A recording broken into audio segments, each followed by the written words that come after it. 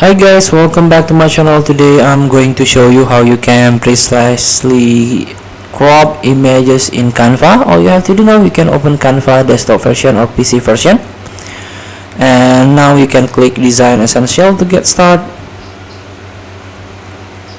Then scroll down and try to find Measure Crop, Precise Image Crop, and Batch Cropping. So the tool to complete your utility belt. So here you can click Use in New Design. Let's use Instagram post aspect ratio.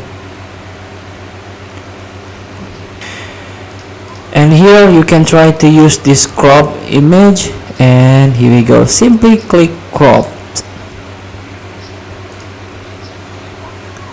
So this is crop preview loading. So you can adjust the aspect ratio also in here before. So feel free to try. Thank you for watching. Don't forget to comment, like, and subscribe, and so click the next button below. See you in the next video.